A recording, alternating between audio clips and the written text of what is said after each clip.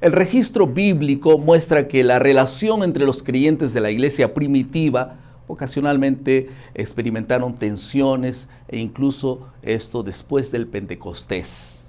En la lección esta semana nosotros vamos a estudiar acerca de las relaciones restauradas y cómo esto afecta en la unidad de la iglesia.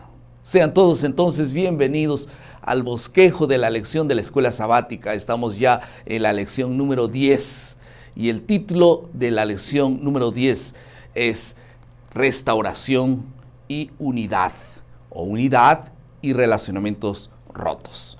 Vamos a tocar tres asuntos en la lección esta semana. En primer lugar, vamos a hablar sobre amistades restauradas. En segundo lugar, sobre de esclavo a hijo, este tema que ya estudiamos. Y en tercer lugar, restauración y perdón.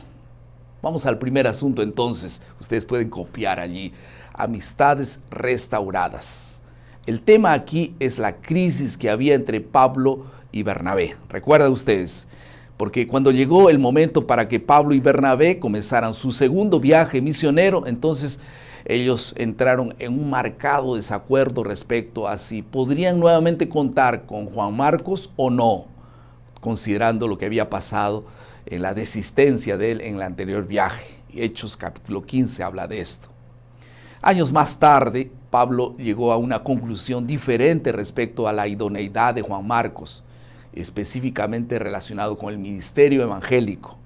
Y al final de su jornada, Pablo alentó a Timoteo para poder llevar a Juan a Roma, porque según él era necesario para el ministerio. Según de Timoteo capítulo 4, versículo 11. Ahora, en 2 Corintios capítulo 12, el apóstol Pablo nos enseña tres principios que nos advierten para la buena convivencia. Vamos a anotarlos. En primer lugar, Dios nos ha llamado para cooperar, no para competir. Este es un primer principio. En segundo lugar, no hay dones mayores o menores, ya que todos ellos son necesarios en la iglesia de Cristo. 1 Corintios 12, 18 al 23. Y en tercer lugar, los dones que Dios nos ha dado no son para poder realizar una exhibición egoísta, ya que el Espíritu Santo nos concede para el servicio. El segundo asunto de la lección esta semana es de esclavo a hijo. Y vamos a hablar de este tema de Onésimo. Mientras estuvo Pablo encarcelado en Roma, él reconoció a un esclavo fugitivo llamado Onésimo que había huido de Colosas para Roma. Entonces Pablo se dio cuenta de que él conocía personalmente al amo de Onésimo, que era Filemón. Y entonces ocurre algo muy interesante. El apóstol Pablo envió a Onésimo de vuelta para Filemón, pero esta vez no como esclavo, sino como un hijo espiritual en Jesús. Saben que restaurar esta relación rota tuvo un tremendo impacto en la vida de la iglesia primitiva, algo que finalmente llevó a la abolición de la esclavitud en el mundo occidental.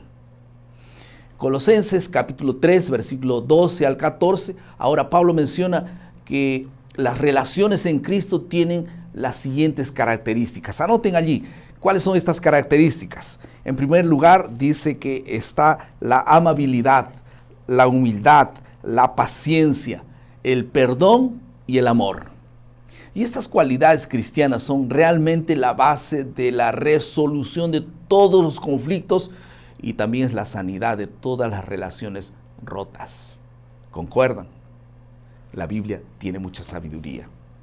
En tercer lugar, la restauración y perdón. Vamos a hablar sobre el perdón, porque es importante considerar este atributo divino del perdón cuando se trata de relacionamientos quebrados, de restaurar lazos de confraternidad.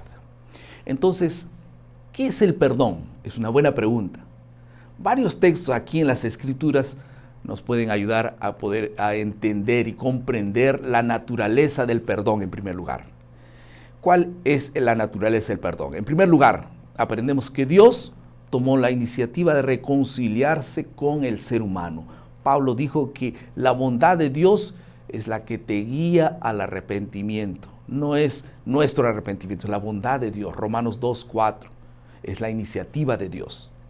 En segundo lugar, no podremos recibir las bendiciones del perdón hasta que nosotros confesemos nuestros propios pecados. Jesús nos pidió que hiciésemos esto en su oración modelo de Mateo capítulo 6, versículo 12, 14 y 15, donde dice: y perdónanos nuestras deudas como nosotros perdonamos a nuestros deudores. La confesión es de vital importancia, no porque cambie la actitud de Dios hacia nosotros, sino porque cambia nuestra actitud hacia Él. En tercer lugar, Efesios capítulo 4, versículo 31 y 32 dice que debemos quitar de nosotros toda amargura, enojo, ira, gritería, maledicencia y toda malicia. Antes dice: sed bondadosos unos con los otros, misericordiosos, perdonándoos unos a los otros, como Dios también os perdonó a vosotros. Qué lindo texto. Yo quería concluir con este texto de Mateo 18, 15 al 17, donde Jesús presentó 3 principios sencillos, 3 pasos para poder resolver cualquier tipo de problemas entre unos y otros, especialmente en los miembros de la iglesia. Él dice en primer lugar: por tanto, si tu hermano peca contra ti, ¿qué dice? Ve y repréndelo estando tú y él solos. Mateo 18, 15. En segundo lugar, cuando las exhortaciones personales no son eficaces para poder resolver este tipo de problemas, en este caso Jesús nos invita a llevar con nosotros a 1 o 2 testigos y poder hablar de nuevo. En tercer lugar, hay ocasiones en que los intentos para poder resolver los problemas llega a un callejón sin salida. ¿No es así?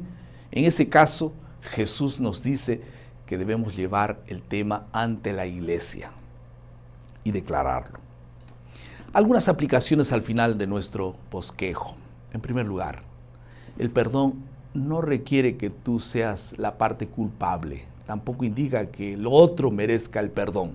En vez de eso, el perdón verdadero arranca por la raíz el odio y la amargura de nuestra vida. Y el perdón verdadero ayuda a curar heridas y construye una base para restaurar relacionamientos. Que Dios nos dé ese perdón. Dios está ansioso por trabajar en nosotros y a través de nosotros. Y todo esto con el fin de llevar sanidad a todas nuestras relaciones.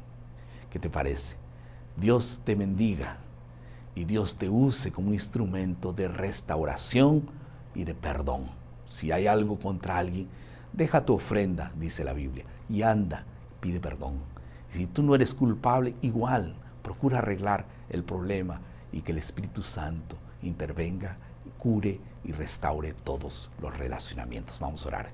Querido Padre, muchas gracias por tu palabra. Bendice, Señor, a aquellos que están luchando para poder restaurar sus relaciones. Tú bendícelos y te pido que actúes en sus corazones, en el nombre de Jesús. Amén. Muchas gracias por estar con nosotros una vez más. Recuerden nuestro lema: maná, cada día, cada uno, cada mañana es alimento para la vida. Que Dios te bendiga.